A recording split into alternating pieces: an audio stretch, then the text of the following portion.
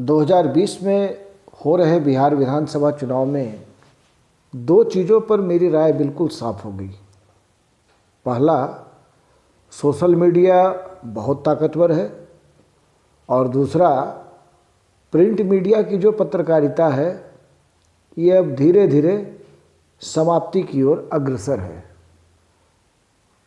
हो सकता है आप में से कई लोगों को बड़ा ख़राब लगे, क्योंकि आज की तारीख में भी मैं प्रिंट मीडिया में ही हूँ और किसी अखबार का स्थानीय संपादक हूँ, लेकिन इससे सच्चाई बदल नहीं जाती। इस पर हम लोग अलग से डिस्कशन करेंगे। सबसे पहले बात कर लेते हैं सोशल मीडिया के रोल पे। बिहार चुनाव में मैंने अब तक जो कुछ भी देखा, मैं हिमाचल में बैठा हूँ, मैंने पहले भी अपने किसी वीडियो में इस बात को बताया था, लेकिन वहाँ से कनेक्ट होने का जो मेरा सबसे बड़ा माध्यम है, एक तो लोग वहाँ पर हैं, चूँकि मैं वहाँ का रहने वाला हूँ तो वहाँ लोगों से मेरी बातचीत हो जाती है। दूसरा, मैं सोशल मीडिया को बहुत बारीकी से देख रहा हूँ। सोशल मीडिया में भी कई चैनल ऐसे हैं जिन्होंने अपना ठीक ठाक हिसाब किताब कर लिया है और वो 1 to 1 बात कर रहे हैं, लोगों से बात कर रहे हैं। लोगों से बातचीत इस अंदाज में की जा रही है कि लोग बता रहे हैं उनको कि भाई देखिए 15 साल पहले क्या था और 15 साल के बाद क्या है और आने वाले 5 साल में हम लोग क्या चाहते हैं। ये सोशल मीडिया का ही इम्पैक्ट है कि जो नाराज़गी नीतीश कुमार के प्रति लोगों में मैं देख रहा हूँ वो सोशल मीडिया के कारण ही सामने आया। मुख्य धारा की जो पत्रकारिता है, अब बड़े दुख के साथ कहना पड़ रहा है, कुछ लोगों ने दिखाया, कुछ लोगों ने ढके छुपे नपे तुले शब्दों में दिखाया, लेकिन उसका जो एक्चुअल शेप है, उसका एग्रेसर का जो एक्चुअल लेवल है, उस लेवल को मैंने सोशल मीडिया के ऊपर में देखा। जैसे अभी मैं एक सोशल मीडिया का ही चैनल देख रहा था, मैं नाम डिस्क्लोज नहीं करना चाहता। ये समझ लीजिए कि देश के एक बहुत बड़े टीवी चैनल का वो वेब इंटरप्राइजेस है। उसके संपादक बिहार के रोहतास में, आप उसको सासाराम कहिए, सासाराम में लोगों से बातचीत कर रहे थे। वहाँ बातचीत के दौरान इस बात की जानकारी हुई कि साहब, केंद्र सरकार ने जो एमएसपी तय किया है वो है 1700 रुपये, लेकिन उन्हें मिलता है, यानी कि किसानों को मिलता है मात्र 1400 रुपये। क्यों भाई? रिपोर्टर का सवाल ये था कि ऐसा क्यों? जवाब ये मिला कि 1700 रुपये में 300 रुपये चढ़ावा में जाता है अलग अलग डिपार्टमेंट में, अलग अलग लोगों के पास, और 1400 रुपये के आधार पर जो गेहूं या धान लिया जाता है उसका भी भुगतान 6 महीने, 7 महीने, 8 महीने के बाद होता है। तो एक तो मसला ये था। दूसरा मसला ये था कि साहब, सड़क बनती है और 3 महीने के बाद सड़क टूट जाती है। बरसात में सड़क सबसे ज़्यादा बनती है, जबकि ये दिगर तथ्य है कि अलकतरा और पानी, इन दोनों में दुश्मनी है। अलकतरा के ऊपर में पानी डाल दीजिए, वो डिवाइड कर देगा। ये साइंस भी कहता है और देखने वाली चीज़ है। जो एग्रेशन है, खास करके बिहार के लोगों का जो एग्रेशन है, ये बड़े प्रस्फुटित अंदाज में सामने आया है। वो एग्रेशन क्या कहता है? वो एग्रेशन ये कहता है कि साहब, आप हमसे कह रहे हैं कि 15 साल पहले वाला दौर याद कीजिए और सोचिए कि आप अगर हमको वोट नहीं दीजिएगा तो फिर वही स्थिति आ जाएगी। कमाल की बात है साहब। 15 साल पहले तो नीतीश कुमार सरकार में थे, और अगर वो उसके पहले के 15 साल की बात कर रहे हैं तो लालू यादव थे, राबड़ी देवी थी। तो मसला ये है कि नीतीश कुमार अपनी सरकार से तो डराएंगे नहीं आपको। जाहिर सी बात है कि वो 15 साल उस 15 साल की बात कर रहे हैं जिसमें लालू और राबड़ी ने हुकूमत की थी। इससे क्या होगा? 2005 से लेकर के 2020 तक न लालू थे न राबड़ी थे। कुछ समय के लिए तेजस्वी जुड़े थे, बाद में फिर आपने पलटी मारी और फिर आप बीजेपी के पास चले गए। तो अगर मान लीजिए कल की तारीख में 15 साल पहले बिहार में जंगल राज था तो ये क्रेडिट तो आप ही ले रहे हैं कि आपने जंगल राज को खत्म किया और सुशासन शुरू कर दिया। अगर सुशासन शुरू कर दिया तो आप उसको बताइए कि आपने सुशासन में क्या किया, नहीं किया। वो जितने भी दावे करते हैं, 18 साल, 20 साल, 22 साल के जो नौजवान हैं, जो इस बार वोटर बने हैं या जिन्होंने पिछले इलेक्शन में वोट का इस्तेमाल किया था, अपने अधिकार का प्रयोग किया था, उनकी नाराज़गी ज़्यादा है। दरअसल जिस डिस्कोर्स की ओर सत्तारूढ़ जनता दल यूनाइटेड और बीजेपी लोगों का ध्यान खींचना चाह रही है, भटकाना चाह रही है, इस बार सोशल मीडिया के कारण वो सारी चीज़ें डिरेल हो गई। मसले की बात यह है कि गया का इलाका हो, रोहतास का इलाका हो, नवादा का इलाका हो, सहरसा का इलाका हो, मधुबनी का इलाका हो, वहाँ फैक्ट पॉइंट पे बातचीत चल रही है। पूछा जा रहा है कि साहब एमएसपी अगर 1700 है तो 1400 क्यों मिल रहा है? जवाब दीजिए। कोई जवाब नहीं दे पा रहा है, क्योंकि जब आप चोरी चमारी करके पैसा कमा लीजिएगा तो आपको जवाब देने की हैसियत में आप रहेंगे कहाँ? दूसरी बात, पूछा ये जा रहा है कि साहब, जैसे गया के एक सज्जन ने कहा कि देखिए पिछले 6 चुनाव से यहाँ का जो उम्मीदवार जीत रहा है वो इसलिए नहीं जीत रहा है कि वो बहुत बढ़िया काम किया है, वो इसलिए जीत रहा है कि वो तथाकथित तौर पर हिंदू मुस्लिम करवा देता है। अब हिंदू मुस्लिम करवा देता है तो 11th आवर में वोट क्या होता है? पोलराइज हो जाता है। वोट पोलराइज हो जाता है तो ये होता है कि साहब चलो इसी को जिताओ। इस चीज़ को भी लोगों ने बहुत शिद्दत के साथ पकड़ लिया है, और शिद्दत के साथ जब पकड़ लिया है तो छटपटाहट बहुत स्वाभाविक सी बात है। अब ऐसे सोशल मीडिया को बैन करने की बात चल रही है। आज मैं अखबार देख रहा था, पटना के कई अखबार मैंने ई पेपर देखे, मैं किसी अखबार का नाम नहीं लूँगा।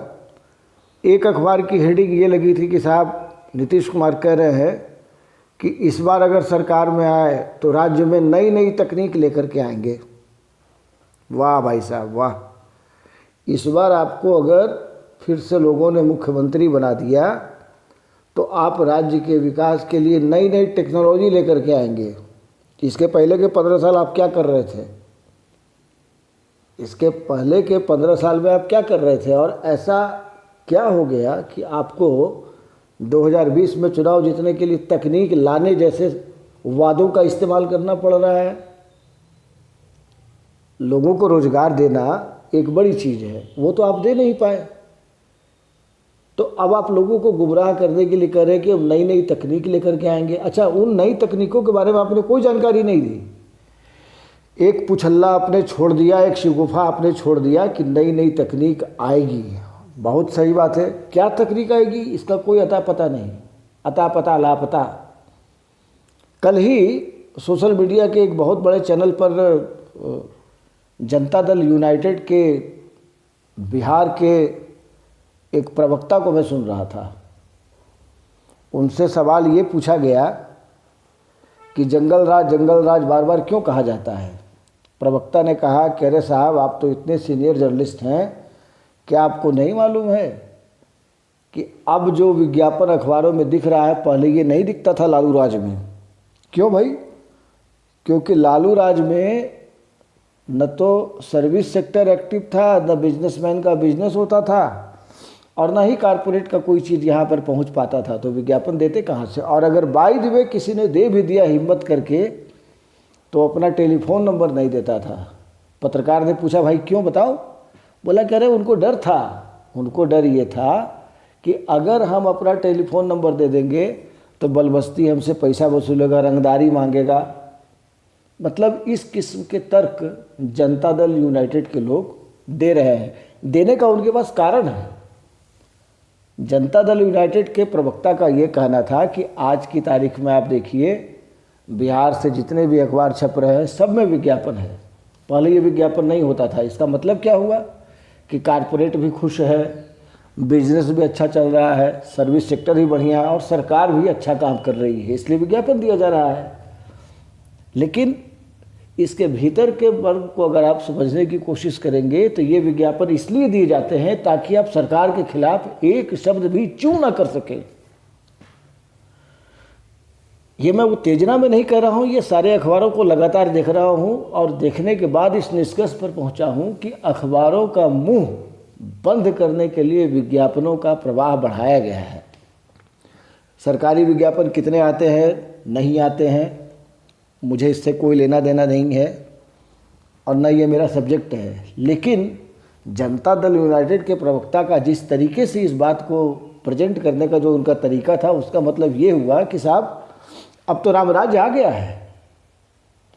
नीतीश कुमार के सरकार में रामराज आ गया है और रामराज आ गया है तो आप समझ के चलिए कि भाई सब कुछ ऑल इज़ वेल, कहीं कोई दिक्कत नहीं है। विज्ञापन आने का मतलब हमारी उन्नति हो गई। अब पता नहीं हमारे जनता दल यूनाइटेड के जो प्रवक्ता हैं वो बिहार के सभी ज़िलों के बारे में उनको जानकारी है कि नहीं है। दिन दहाड़े रेप होता है, दुष्कर्म, गैंग रेप, लड़कियों को मार दिया जाता है। मुजफ्फरपुर में इतना बड़ा कांड हो गया, आज तक उसकी जांच चल रही है कि नहीं चल रही है, क्या उसका हश्र हुआ भगवान जाने। उसमें जो प्राइम विक्टिम था या जिसको आप सबसे बड़ा आरोपित मानते हैं, उसकी वाइफ चुनाव लड़ रही है। ये तो है। मतलब मुजफ्फरपुर शेल्टर होम में जो भी मतलब दुनिया की सबसे विभत्स चीज़ आप उसको कह सकते हैं, वो सारा कुछ हो गया। और उसके बावजूद उस आदमी को तो चलिए आपने टिकट नहीं दिया, उसकी घरवाली को आपने टिकट दे दिया। मैसेज क्या देना चाहते हैं? क्या इसको न्याय कहते हैं? क्या इसको सुशासन कहते हैं? तेजस्वी यादव ने गया के शेरघाटी में ज़बरदस्त रैली की, मैंने पूरी रैली उनकी सुनी। चलिए उनके अंदर भी मैच्योरिटी है। उसका प्रेजेंटेशन क्या रहा? चूँकि उस इलाके को शेरघाटी का जो वो गांधी मैदान है, वहाँ पर हम लोग एक ज़माने में क्रिकेट खेलने के लिए गए हैं, तो हमें अंदाज़ा है, पूरा गया हम जानते हैं कि गया क्या है, तो हमें इस बात का अंदाज़ा है कि वहाँ की स्ट्रेंथ कितनी होगी। लेकिन उस स्ट्रेंथ को भी डेलिबरेटली अखबारों से लगभग ओझल कर दिया गया। खबर छपी है, 2 कॉलम 3 कॉलम में खबर छपी है।